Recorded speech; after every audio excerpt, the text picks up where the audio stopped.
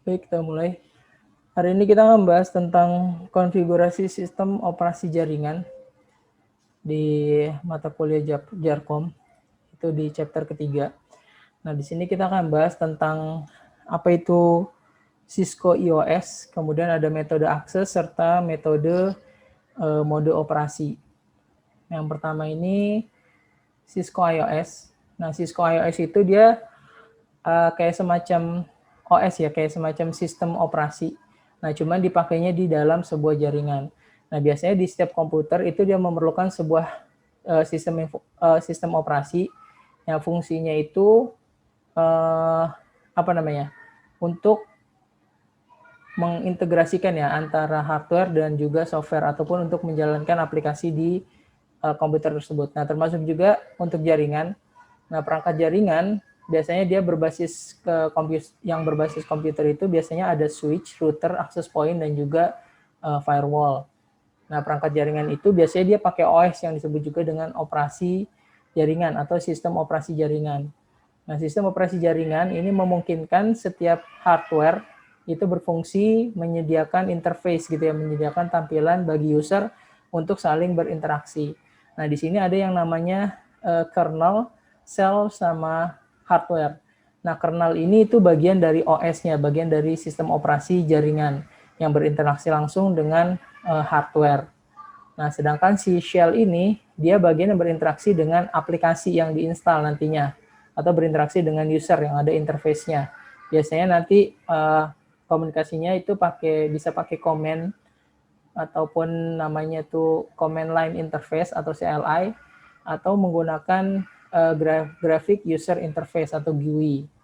Gitu ya. Jadi nanti disetting di setiap hardware-nya, di switch-nya, di router-nya, itu ntar disetting supaya bisa terkonfigurasi. Gitu. Nah, tujuannya apa OS ini? Tujuannya itu dia mempermudah gitu ya, mempermudah untuk melihat output pada monitor tentang hardware yang akan dikonfigurasi. Terus juga kita bisa memasukkan perintah dan juga memasukkan teks gitu ya, memasukkan tulisan atau keterangan atau informasi pada hardware tersebut. Nah, biasanya itu bisa pakai mouse gitu untuk membuat pilihan dan juga menjalankan programnya. Nah, terus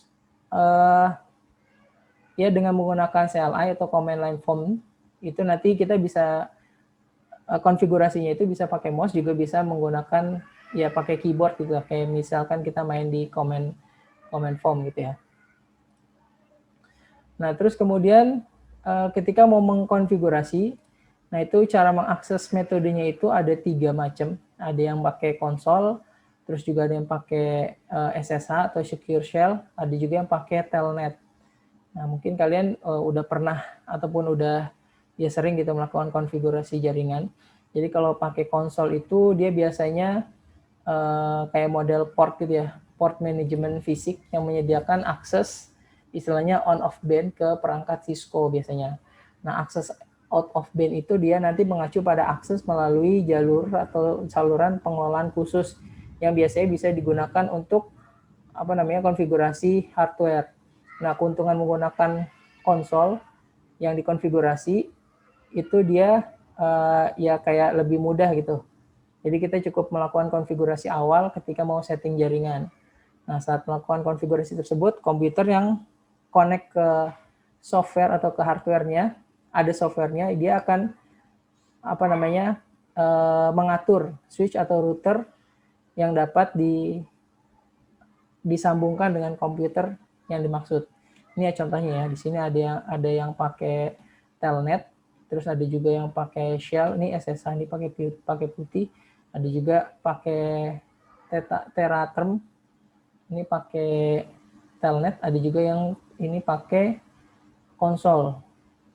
Nah, kalau SSH ini, secure shell ini, dia pakai metode jarak jauh gitu, jadi bisa dikonfigurasi jarak jauh, jadi nggak harus connect ke hardware-nya. Dia bisa membuat koneksi CLI yang aman melalui interface. Jadi udah ada tampilannya tersendiri gitu, melalui koneksi jaringan.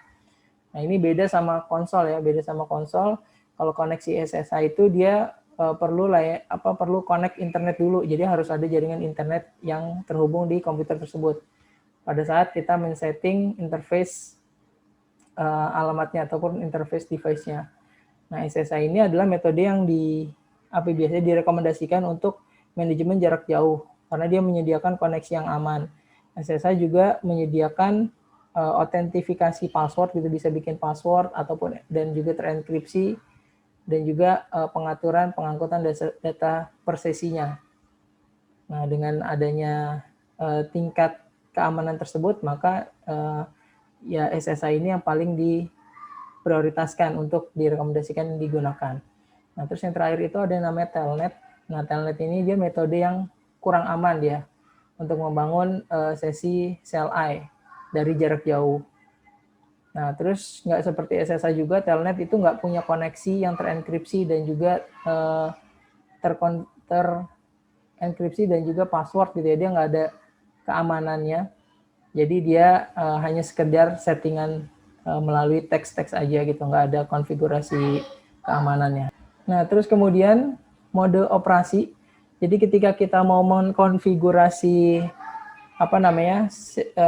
hardware tersebut, mengkonfigurasi switch atau routernya tersebut, maka kita harus masuk ke dalam switch-nya, ke dalam interface switch-nya. Terus kemudian kita konfigurasi. Nah, untuk melakukan konfigurasi itu ada modenya. Ada jenis-jenisnya. Di sini contohnya, misalkan kita mau melakukan pengoperasian. Nanti di dalam settingan awalnya, default-nya itu, dia ada dua jenis mode user exec sama privilege exec. Nah, biasanya kita mau pertama kali akses ke switch atau routernya, kita masuk ke dalam user exec. Nah, ini tampilannya seperti ini. Switch, terus pakai tanda kurung lebih besar, atau router lebih besar. Nah, dengan mode ini dia mengizinkan kita hanya mengakses beberapa fitur yang terbatas, gitulah, dalam mode exec mode, gitu ya. Dan juga ini biasanya dalam kondisi interface ataupun hanya kondisi melihat aja. Nah, sedangkan kalau masuk ke dalam privilege, kita bisa melakukan akses menggunakan komen-komen gitu. Terus juga bisa melakukan monitoring dan juga mengeksekusi konfigurasi. Nah, biasanya tandanya ntar dia pakai tanda pagar. Kalau udah berubah ya dalam mode privilege exec mode. Nah, ini caranya gitu ya. Jadi konfigurasi perintahnya. Ya di sini. Jadi pertama nanti kan kita masuk ke dalam switch-nya ataupun ke dalam routernya, ke dalam konfigurasi hardware-nya, nanti kita masuk ke dalam command line interface, bentuknya seperti ini. Terus dimasuk di dalam switch-nya, ini kan masih dalam mode user exec ya. Nah, ini kita masukin aja enable gitu ya, dengan kata kunci ENA gitu misalkan, terus di tab, nanti dia otomatis keluar enable. Nah, terus dia akan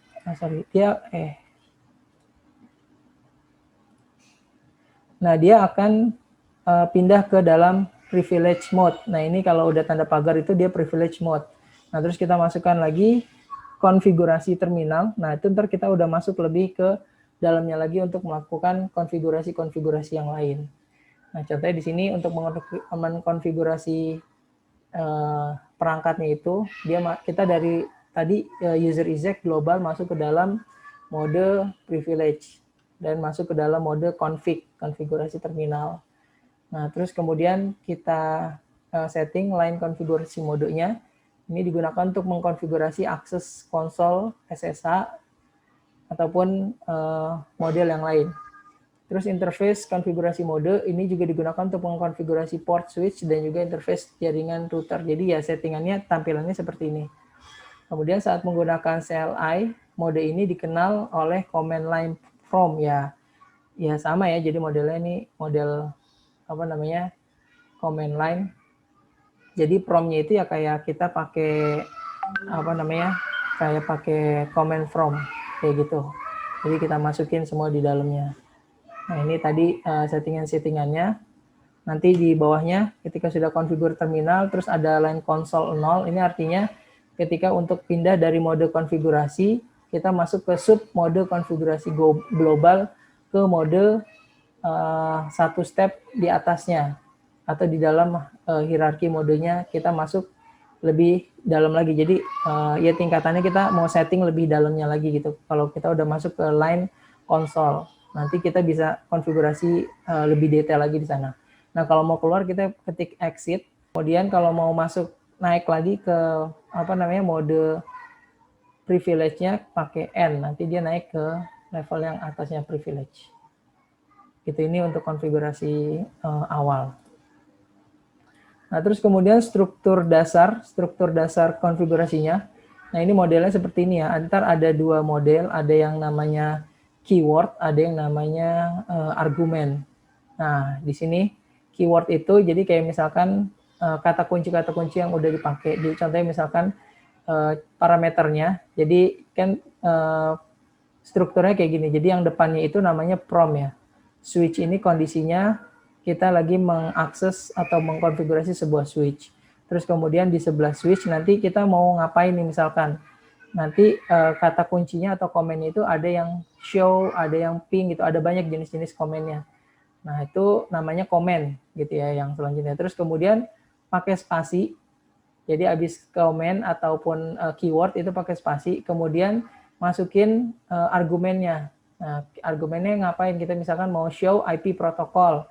Nah, ataupun mau ngeping suatu alamat tertentu. Nah, ini contohnya strukturnya kayak gini. Jadi dia harus ada prompt-nya dulu, yaitu si device-nya, kemudian ada argumennya, ada komennya, atau kata kuncinya lah. Nah, habis itu ada spasi, kemudian baru keyword ataupun ya argumen. Sama sih sebenarnya ini keyword, yang satu lagi komen harusnya nih. Seperti itu struktur perintah dasar dalam mengoperasikan OS jaringan. Nah, terus di fitur help, jadi nanti di ada fitur help gitu untuk melihat jenis-jenis apa aja yang kita bisa gunakan gitu, apa aja yang bisa kita lakukan. Ada juga nanti yang modelnya komen-komen yang kita bisa pakai gitu ya. Kalau ini kayak semacam editingnya. Nah, nanti ada cara memanggil komennya. Kalau nggak salah itu diketik di di komennya di situ dir atau apa gitu. Nanti pas praktikum bisa dicobain. Nah, terus kemudian ini salah satu konfigurasi device hostname. Kalau misalkan kita mau merubah nama hostname gitu ya, kadang kan cuman udah ada fitur sendiri ketika pakai tracer gitu langsung ngerubah namanya itu udah langsung bisa. Tapi kalau mau nyeting dari CLI itu juga bisa. Caranya kayak gini, masuk ke exec mode, ke privilege mode, kemudian configure terminal, udah masuk ke config, terus di set hostname-nya apa namanya, misalkan SW gitu, floor 1. Nah, ntar ya kayak gini. Jadi setiap switch itu memang perlu di set hostingnya masing-masing atau hostname-nya masing-masing supaya bisa dibedakan. Nah, ini contoh konfigurasi sederhana device hostname. Nah, terus kemudian ini security. Ya, di security ini jadi dengan menggunakan mode privilege tadi, kita bisa melakukan setting password dan juga setting encrypt ya. Nah, di sini contohnya, ini konfigurasi password. Ini kita masuk, terus kita masuk ke dalam konfigurasi terminal, terus kita enable secret class. Nah, nanti ya otomatis kita udah men-setting password, enable secret. Nah, ini passwordnya itu kelas namanya misalkan.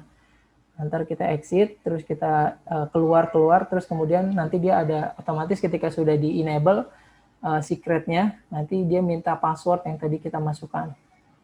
Ya, ini untuk men-setting konfigurasi password dan juga enkripsi. Nah, ini cara enkripsinya ya.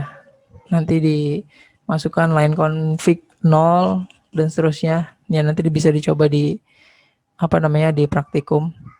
Nah, terus kemudian ini cara save, cara menyimpan settingan. Jadi ketika kita sudah menyeting tadi semuanya, hostname-nya, terus kemudian security-nya, terus passwordnya segala macam. Nah, di akhir kita pakai ini show running config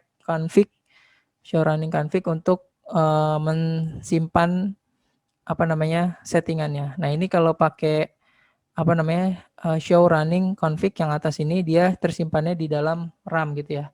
Sedangkan kalau pakai mode yang bawah itu simpannya ke NVRAM. Jadi bedanya kalau salah satunya itu nanti disimpannya ketika dimatikan dan dinyalain lagi, itu masih tersetting, itu yang tersimpan di dalam RAM kalau nggak salah ya. Kalau yang satu lagi berarti dia ketika dimatikan dinyalain lagi, dia udah kembali ke default.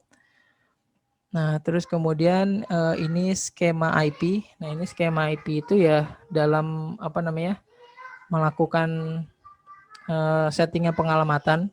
Jadi biasanya pengguna alamat IP itu biasanya itu sebagai sarana utama untuk memungkinkan device menemukan satu sama lain. Jadi untuk terkoneksi itu dia pakai pengalamatan dan juga membuat komunikasi end-to-end di internet.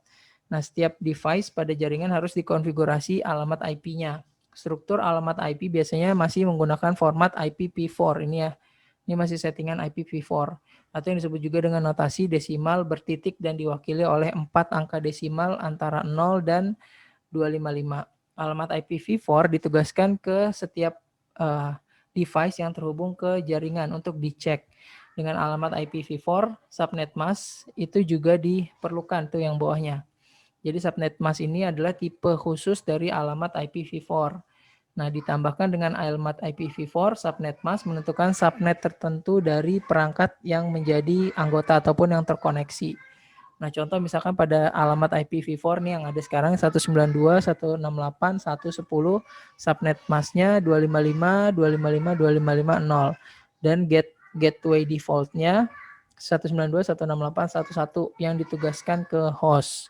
Alamat gateway default itu biasanya adalah alamat IP dari router yang digunakan host ini untuk mengakses jaringan jarak jauh termasuk internet. Jadi kalau kita mau koneksi ke ke jaringan yang lain itu harus menggunakan default gateway.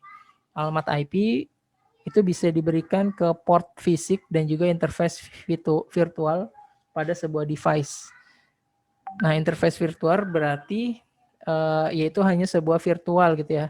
Itu nggak ada perangkat fisiknya pada perangkat yang terkait dengan jaringan tersebut. Jadi kita bisa pakai sebuah virtual gitu, sebuah desain virtual. Jadi kayak misalkan membagi beberapa jaringan gitu ya, beberapa virtual jaringan tanpa harus ada fisiknya, tapi kita udah bisa bikin konsepnya gitu di dalam settingan jaringan tersebut.